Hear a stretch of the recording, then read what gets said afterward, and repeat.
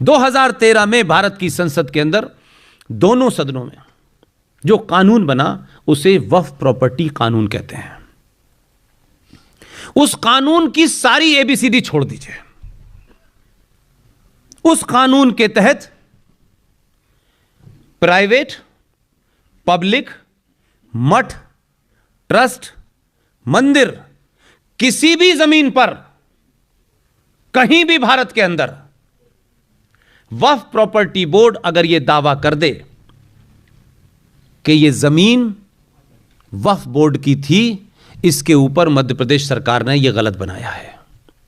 कानूनी तौर पे कानून क्या कहता है वो बता रहा हूं मैं आपको। वो ये कानून कहता है कि अगर वो इस जगह को क्लेम कर दें तो कानूनी तौर पे वक्फ बोर्ड आपको नोटिस भी नहीं देगा। उनको नोटिस आपको सर्व करने की आवश्यकता नहीं है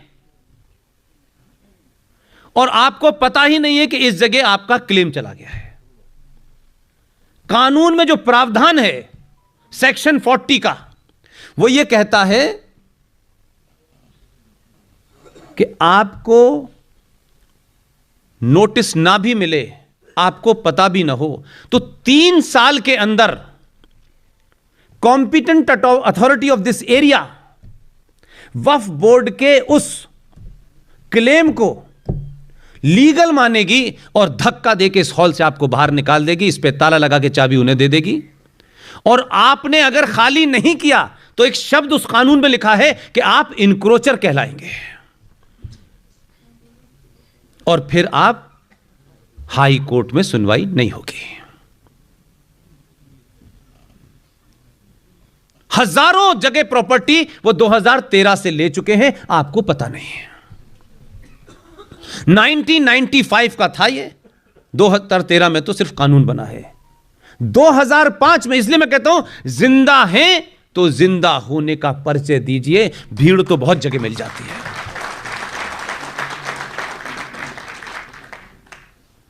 भारत माता की कहने से जिंदा होने का सबूत नहीं मिलता है, कहीं नहीं मिलता है।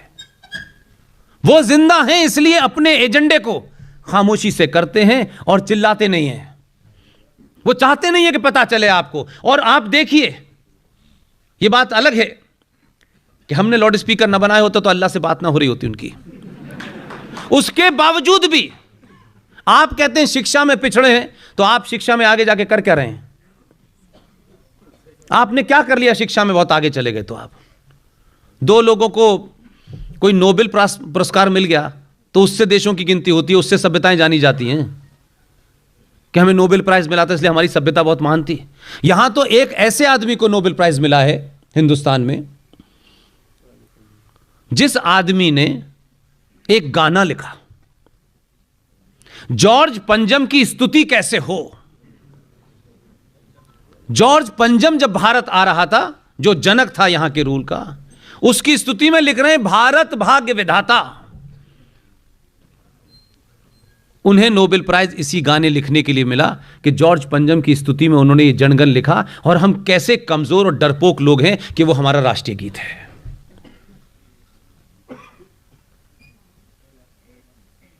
लिहाजा उसके तहत बिना किसी को शोर किए हुए आप में से 99% हिंदू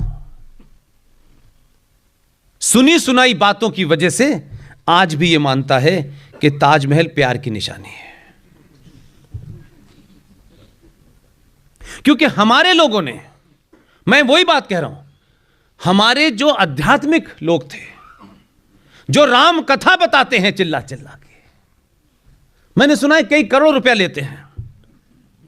राम कथा में अली भी आ जाता है और मौला भी आ जाता है, वहां भी घालमेल।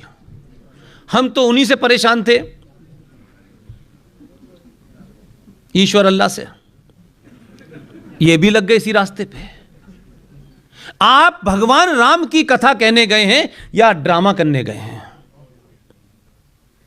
हमने उसमें भी खेल किया अपने स्वार्थ के लिए। हमें दिखना है अच्छा कि कहीं हमारी अबू धाबी के अंदर भी कोई कथा हो जाए, इसी में खुश है। इसलिए आज भी ताजमहल में 90% आप जाते हैं। और दूसरा मेरा अफसोस है, अच्छी खासी बड़े संकटों के बाद, बड़ी मेहनत के बाद माता पिता कोई अच्छी लड़की ढूंढ के आपकी शादी करते हैं।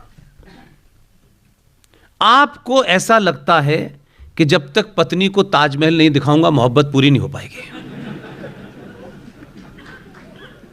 ताजमहल एक लीगली ऑफिशियली स्ट्रक्चर वाइज एक कब्र है, उसको सजा दिया गया है।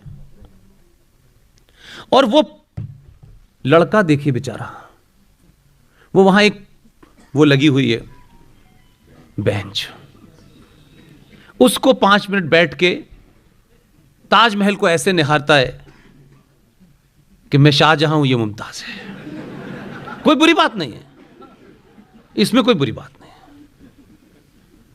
लेकिन वो बेचारी को यही उसने फिल्मों में देखा है। वो कहती है तुम ऐसी मेरे लिए बनवाओगे? अभी जुमे 4 दिन हुए जिंदगी शुरू हो, उसके लिए ताजमहल मांग रही है वो। उसको लगता ही नहीं है मैं कहां क्या कर रहा हूं। और वहां से लौटते वक्त उस कब्र को उठा करके अपने घर में ले आते हैं और सजा के रख देते हैं कि ताजमहल हम गए थे। लेकिन हमने नहीं बताया भाई, हमारी कथाओं में नहीं बताया गया, मठों में नहीं बताया गया कि दुनिया में अगर सबसे ज्यादा कोई प्यार की निशानी हो सकती है तो राम सेतु हो सकती है।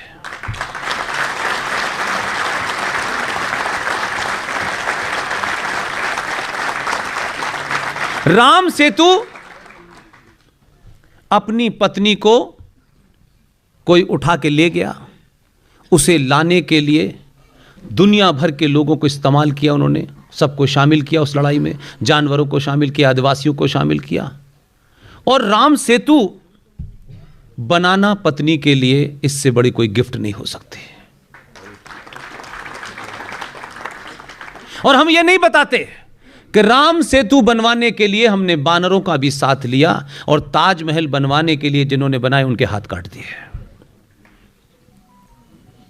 उसी ताजमहल को वक्फ प्रॉपर्टी एक्ट 1995 के तहत इस्लामिक जिहादियों ने वक्फ बोर्ड के माध्यम से ताजमहल को वक्फ प्रॉपर्टी घोषित कर दिया। मेरे और आपके पैसे से चलने वाला आर्कियोलॉजिकल सर्वे ऑफ इंडिया, जिसे आप भारतीय पुरातत्व विभाग कहते हैं, वो सरकार 2005 से भीख मांग रही है सुप्रीम कोर्ट में, फैसला उनके खिलाफ नहीं दे पा रही है। उसकी रख रखाव मेरे पैसे से, मेरे टैक्स से होती है, उसकी कमाई वक्फ बोर्ड को जाती है। आज अब सरकार से लोन लेते हैं, दुकान खोलते हैं, फिर उसका लोन भरते हैं, फिर उससे कुछ कमाई करते हैं। वो ऐसे हैं, उन्होंने आपकी इतने समय से बनाई हुई चीज, अरबों खरबों की कमाई आ रही है, उन्हें क्या करना है? वो किस लिए इंजीनियर और डॉक्टर बनेंगे भाई?